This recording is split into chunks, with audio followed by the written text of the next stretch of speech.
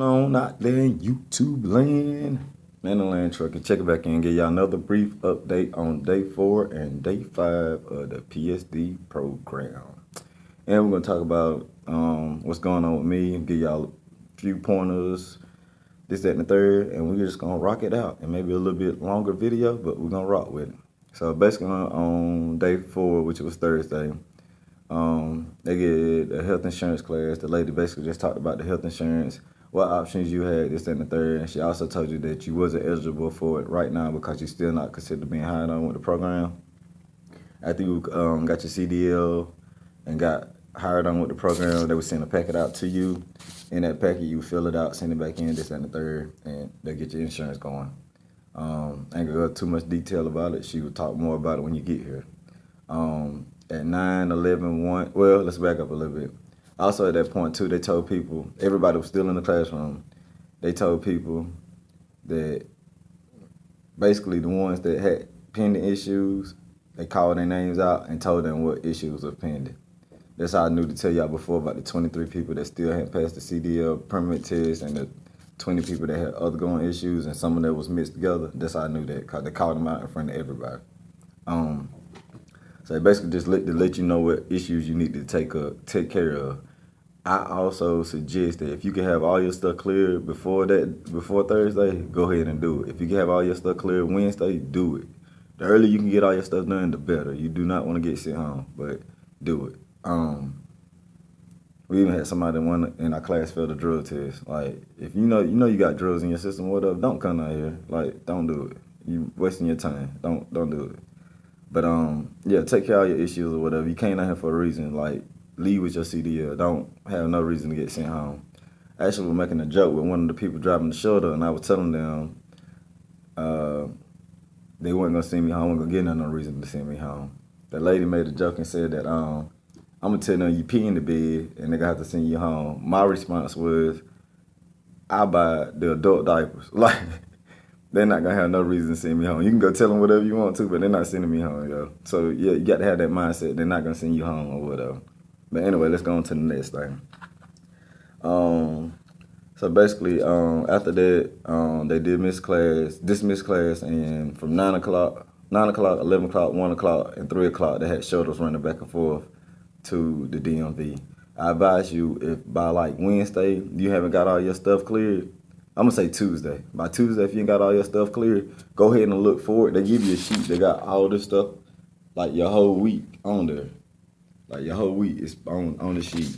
Go ahead and start looking for it and see what time you got classes and stuff, or you can try to plan how you're gonna take care of these issues. Cause you don't want to wait till the last minute and wait to Thursday and you ain't got but an hour to try to get everything cleared up. So by Tuesday, if you ain't start getting your stuff, when everybody else start getting their stuff and you still ain't got yours, like I was telling you about my med papers, I hadn't got that yet. I was down at the office trying to figure out what I could do to speed the process along, which I already got cleared, but they just turned it in late. But anyway, I was proactive. Don't wait around for them to come and call you or text you or none of that. They want to see if you got the willpower and the motivation to go out here and get this stuff done. But anyway, by Tuesday or whatever, go ahead and figure out what's going on, whether you need to do this to do that, because you don't want to wait till the last minute. But yeah, they had the shuttles going back and forth to the DMV for the people that still need to do their CDL permit or whatever and things of that nature. Also, too, you still had to do your simulator classes. So that's why you need to look ahead to make sure you get all this stuff squared away. But anyway, they had that, and then at 3:30, from 3:30 to 5 o'clock, they had the final training meeting, and it was saying everybody must attend that meeting. And basically at that point, I talked to about several things. I'm not really gonna go in a lot of detail about it, but they basically said you're gonna do 2 weeks PSD training. After your 2 weeks, you'll come back and test out for your CDL. If you pass and got your CDL, you'll go and do TNT. Some drivers, instructors, or whatever they want to call them, do TNT and the PSD program. Some of them only do the PSD program. You'll figure that part out, which one, whether your recruiter do both or one when you get here. Also, too, they told us that basically smokers got paired up with smokers, non-smokers got paired up with non-smokers. Females had the option to choose whether they didn't mind right away. Well, no, everybody did. I had the option to choose whether you want to ride with somebody of the opposite sex or not. It wasn't a guarantee. It was more like, do you mind riding with somebody of the opposite sex, which I don't care. I wish I would have knew about the smoking thing. I would have put smoker on there, and the reason being, a lot of people out here smoke, like a lot. I mark non-smoker because I don't, and I should have put I smoke so I could get train a whole lot faster. But we'll talk about that on Friday on day 5. Also too, see what else. Yeah, I'll tell you about the twin. Basically, then after that, you come back and basically they were saying for you to drive your 30,000 miles, it took approximately about 23 days for the average person. Maybe a little bit more, maybe a little bit less, depending on what division you're in and how the loads going and all that other stuff. Also, too, they talked about e-log or whatever, which is basically the electronic version of your paper log. They talked about how you will work that and operate that system or whatever. They talked about certain expectations, what they expected from you or whatever, what they expected from the driver, what the driver could do, what the driver shouldn't be doing, so you would know what you should expect out there on the road. They talked about showers. Somebody thought the teen shower thing meant that you and the person take a shower together, which it don't mean that. But yeah, basically the concept with teen showers is after they get a certain amount of gas in their truck, it qualified them for 2 showers, where if before they was driving by themselves and they only got credit for 1 shower, they would get credit for 2 showers. So you could take a shower and they could take a shower. It don't mean y'all go get in the same thing and y'all wash each other back and that. But yeah. Next, we had the instructor rules. They basically tell you that different trainers have different rules. You may get on one guy truck, he don't care about nothing. You may get on the other guy truck, and he, it's military or something. He wants you to do this and that and third. Everything they told me, they seemed like you couldn't handle it for, that short period of time. You got to think of your long-term goals, what you're trying to do or whatever. So, to me, it didn't seem too bad. And basically it gave us the calm data card, which I got mine. And basically, when you first get here, you're gonna get like a little paper badge. And then if you got all your stuff squared away or whatever, you get a calm data card. And I ain't gonna show y'all too much of it, but it's purple like that. I don't want y'all to see my number that's on it. It say student driver at the back and got your picture on the front of it. And then that's the back of the car. But anyway, they'll give you that. And that basically means that you squared away, you move on to the next phase of the program, you're going to get sent home. Don't be scared at this point. You still got Friday, which I wouldn't push it that far, because most people that had to wait to Friday, most of them got sent home. But we'll talk about that when we get to Friday. So that's basically was it. I had to do my simulator class after that from 5 to 7:15, and I was done for the day. I ain't gonna lie, I was like wore out and tired, so I came back to the room. I went to sleep. My roommate came back to the room. He went to sleep, and he had to been dog tired, yo. He had the remote control in his hand. He rolled over about 4 or 5 times with the remote control still in his hand. I mean, like Kutch, he had the Cobra grip on it, yo. Like if it was a person, it would have went to sleep. But yeah. All right, then on Friday, they had a shuttle that started taking you to the Millennium Building, and it was only for people that had this badge, the purple badge. But anyway, you go over to the Millennium Building. They had a safety meeting there for us, and the reason why I don't have a couple Fridays out the month, I think like 2 Fridays out the month, and the Friday we went was when they had the meeting. They actually had the NASCAR driver, I think her name is Jen Joe, can't remember her last name, Jen Joe, but she's a female NASCAR driver. They had her there. They talked about different things or whatever, and they also talked about a program that Prime have with weight loss. A lot of y'all know the trucking industry, a lot of people are obese. It's one of the worst industries for fitness and health or whatever. But it's a guy here, I can't think of his name, I actually spoke with him. Can't think of his name right now, but I actually spoke with him prior to him giving his speech. But basically, they'll work with you to try to keep your health at a great level, a good level, whatever. They'll track your food and all kind of stuff and help you do the right things to do to stay healthy on the road so you won't gain a whole bunch of weight. I'm trying to gain weight, so didn't really interest me that much. But the guy, he looked like he was in shape. When he was talking and stuff, his back was like super cut up. So yeah, so I did talk to him and get a couple pointers and stuff, but yeah, I wasn't too interested in the program because I'm kind of skinny, so I need to gain some weight. I actually weigh less now than I weighed when I was in high school. And like I said, I used to play football and basketball and all that good stuff.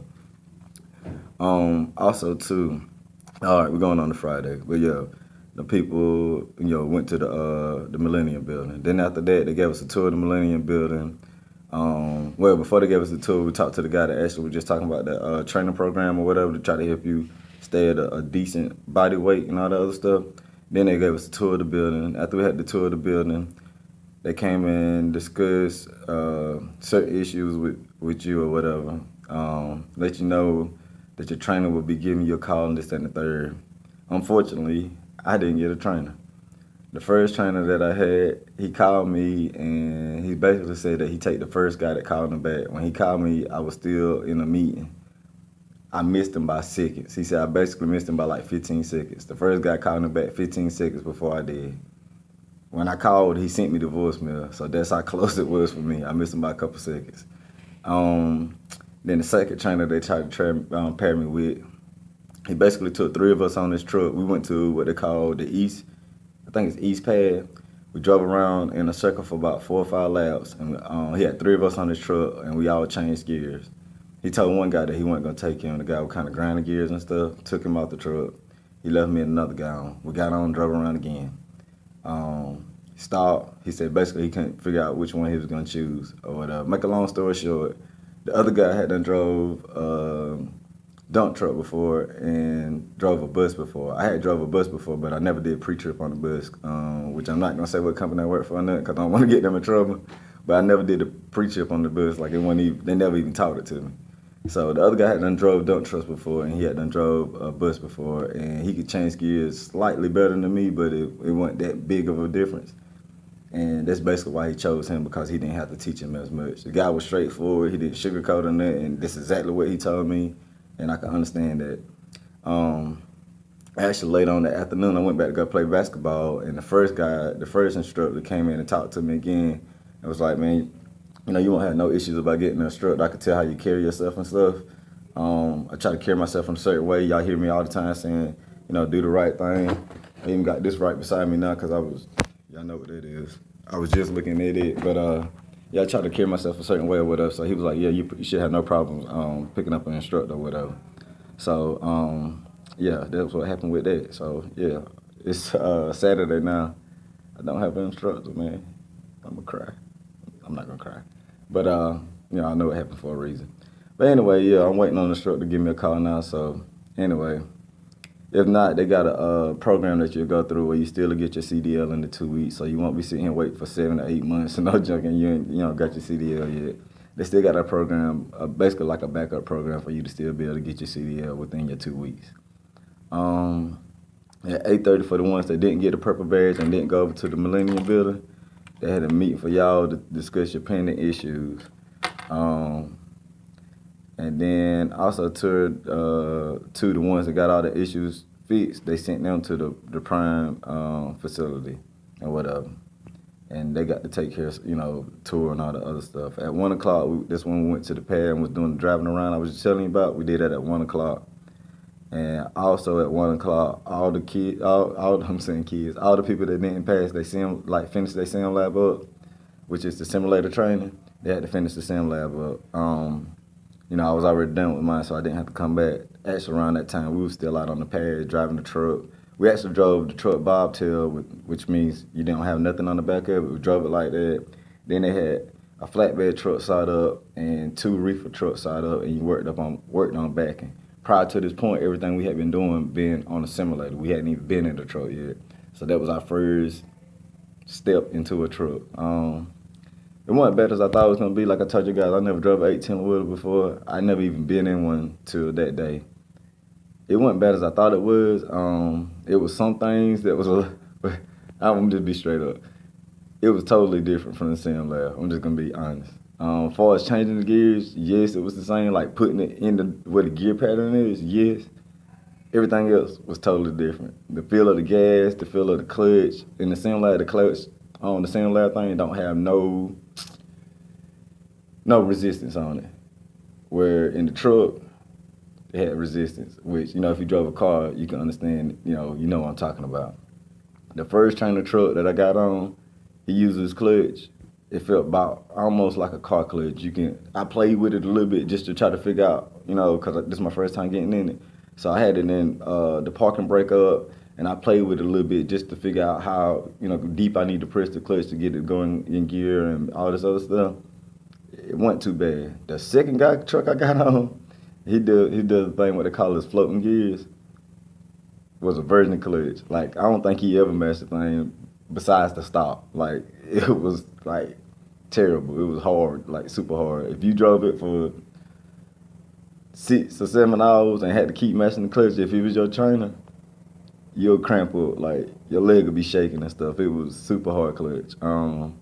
Also too, I noticed too the trucks react different too. The first guy truck I got on, you can change the gears in the RPM range that the simulator class talked about. With the other truck, the one that had the hard clutch, you had to get the RPMs a little bit higher up to get it well engaged and let you put it in gear. So that was a little bit different, but it wasn't too hard to adjust to. The first guy truck was a whole lot easier because it was closer to the simulator thing, and I kind of programmed for that. Second guy truck took me a little bit to get used to it. I scraped the gears a couple times on it, well, grind the gears a couple times on it, but yeah, it wasn't nothing bad. I wasn't scared because it was basically just like driving a big car. It wasn't, no trailer nut behind us when we was driving around, so it wasn't too bad. But basically, after that, this is the sad part of the video. We had like 96 people in our class. Like 43 got sent home. It may have been a little bit more than that. I'm pretty sure at least 43. So almost half our class got sent home because of basically stuff that could have been prevented. Your med papers, your background check, not passing the drug test, not passing the CDL permit test. You could have studied for the permit test at home. You could have got all your medical stuff approved and clear before you came here. Your background check. You know if you got something in your background, you should have told your recruiter about it. He or she could have told you whether you was gonna be okay before you got here. Your work history. You lied on your work history, yo. Like, you know what I'm saying? All this stuff is stuff that could have been prevented. So I feel bad for these guys or whatever. I know a lot of guys may have been like me. I quit my full-time job. I told you I was doing security, but I still got the farm and lawn care thing going. But, a lot of people don't have the stuff to go back to or have, nothing to fall back on. So have a positive mindset and be thinking that you're going to get your CDL, but also, too, don't be naive or be a fool. You may have something outside of your control that may stop you from getting it. So have a backup plan, guys. Always have a backup plan. Do your pre-trip. We're going to use trucker lingo for now. You do your pre-trip. But that's basically it for the Thursday and Friday. And I guess I'll tell y'all a little bit about Saturday later on today. But yeah, man, just anything you can go ahead and do, go ahead and do it. Take care early, fast, in a timely manner. That way you'll know where you stand and what you need to be doing. I ain't gonna drag on. We almost at 18 minutes. We're about at 18 minutes now, so I ain't gonna drag on too much longer. Man of Land Trucking, SC. I'm about to say Man of Land Farming the Lawn Care, but Man of Land Trucking, SC. I'm about to sign out. All gas, no brakes, no days off. And like I told y'all before, I'm gonna keep y'all in prayer. So y'all pray for me. Y'all think about me. I'm gonna think about you. I don't know y'all guys' names, but God know all y'all names. So I definitely keep y'all guys in my prayers. Like I said, pray for me. All gas, no brakes, no days off. We out, baby.